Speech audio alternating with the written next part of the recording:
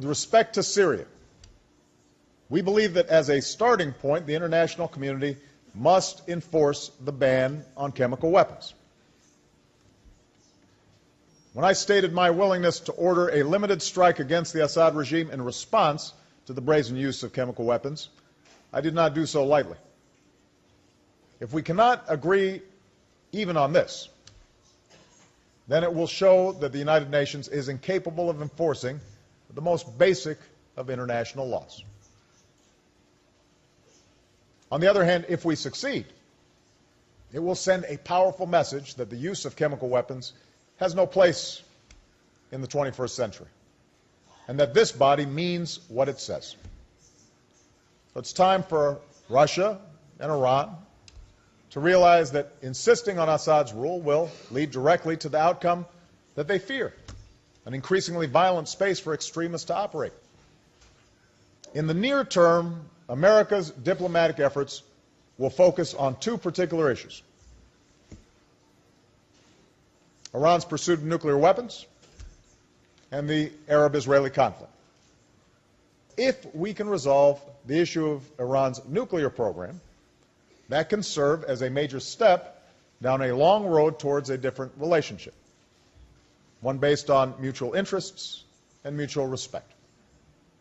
The roadblocks may prove to be too great, but I firmly believe the diplomatic path must be tested. For while the status quo will only deepen Iran's isolation, Iran's genuine commitment to go down a different path will be good for the region and the world. The time is now ripe for the entire international community to get behind the pursuit of peace. Already, Israeli and Palestinian leaders have demonstrated a willingness to take significant political risks. President Abbas has put aside efforts to shortcut the pursuit of peace and come to the negotiating table. Prime Minister Netanyahu has released Palestinian prisoners and reaffirmed his commitment to a Palestinian state.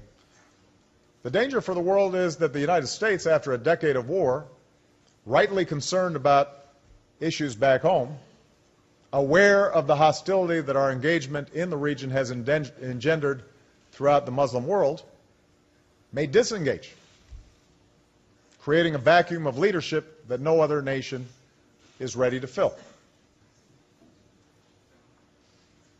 Now, I believe such disengagement would be a mistake. I believe America must remain engaged for our own security, but I also believe the world is better for it. Some may disagree, but I believe America is exceptional, in part because we have shown a willingness, through the sacrifice of blood and treasure, to stand up not only for our own narrow self-interest, but for the interests of all.